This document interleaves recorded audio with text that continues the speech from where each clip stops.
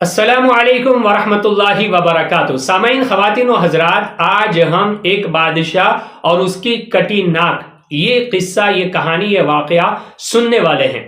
یہ واقعہ، یہ قصہ بڑا انٹرسٹنگ ہے اور بڑا مزیدار ہے، اور اس میں ہمارے لیے سیکھنے کو بہت ساری چیزیں ہیں۔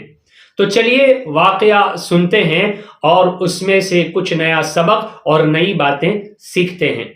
واقعہ کچھ یوں ہے کہ ایک بادشاہ تھا، اس کو تلوار چلانا نہیں آتا تھا، تو وہ تلوار چلانا سیکھ رہا تھا۔ اب بے دھیانی میں جب وہ تلوار چلانا سیکھ رہا تھا تو وہ تلوار اس کے ناک پہ لگ گئی اور اس کی ناک کٹ گئی۔ اب وہاں جو وزیر موجود تھا، اس نے یہ منظر دیکھا تو اس کو ہنسی آئی اور زور سے وہ ہنسنے لگا، تو بادشاہ کو غصہ آیا اور غصے میں بادشاہ نے حکم دیا کہ وزیر کی بھی ناک کاٹ دی جاوے۔ تو اس پر عمل کیا گیا اور وزیر کی ناک بھی کاٹ دی گئی۔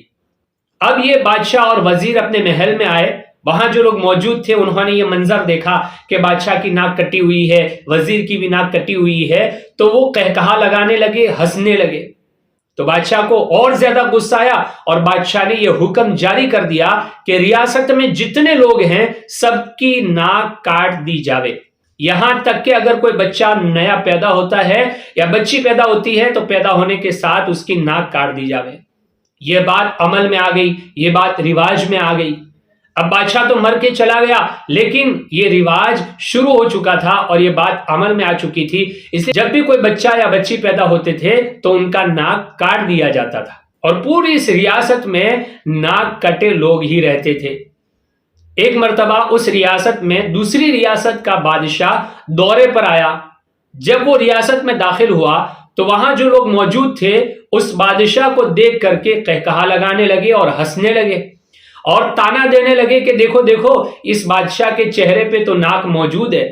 حالانکہ ناک کا ہونا خوبصورتی کی علامت ہے، اچھی بات ہے، لیکن ان کے دماغ پر رواج نے اتنا زیادہ قبضہ کر لیا تھا کہ وہ ناک کو عیب سمجھنے لگے تھے۔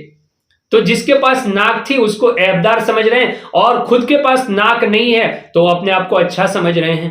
تو رواج کا یہ حال ہوتا ہے، واقعہ تو ختم ہوا، رواج کا یہ حال ہوتا ہے کہ جو چیز رواج میں آ جاتی ہے نا، اس پر زیادہ رواج دے دیا جاتا ہے، اس کو زیادہ عمل میں لایا جاتا ہے تو وہ دماغ پر اور دل پر قبضہ کر لیتی ہے۔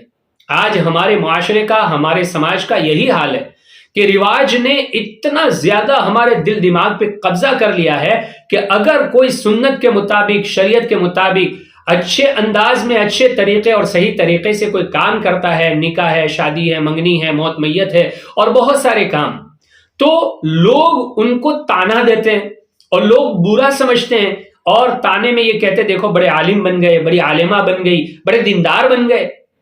یہ حالانکہ خود رواج میں مبتلا ہے، عیب میں مبتلا ہے، ان کو اپنا عیب نظر نہیں آ رہا، لیکن جو اچھا کام کر رہا ہے اس اچھائی کو یہ برا سمجھتے ہیں۔ رواج جب دماغوں پہ قبضہ کر لیتا ہے نا تو صحیح بات سمجھ میں نہیں آتی، پھر وہ رواج کو پورا کرنے میں پریشان ہو جاتے ہیں، لون کے چکروں میں پڑ جاتے ہیں، گناہ کے کاموں میں پڑ جاتے ہیں، فضول خرچیوں میں مبتلا ہو جاتے ہیں، اور بہت سارے ایسے کام کر کے اللہ کو ناراض کر دیتے ہیں۔ اس لیے رواجوں کے چکر میں نہیں پڑنا چاہیے، چھوڑیے رواج، اس میں کچھ نہیں رکھا، کوئی ثواب نہیں ملے گا رواج پر عمل کرنے سے، ثواب تو سنت و شریعت پر عمل کرنے سے ملے گا۔ اس لیے اپنی زندگی سے رواج کو نکالیے اور سنت و شریعت کو اپنائیے۔ امید ہے کہ اس واقعے سے آپ نے بہت کچھ سیکھا ہوگا، اس کو عمل میں لائیے، دوسروں تک پہنچائیے، اپنے آپ سے کیجیے ڈھیر سارا پیار۔ رب کائنات سے دعا ہے وہ آپ کو رکھے ہمیشہ خوشحال۔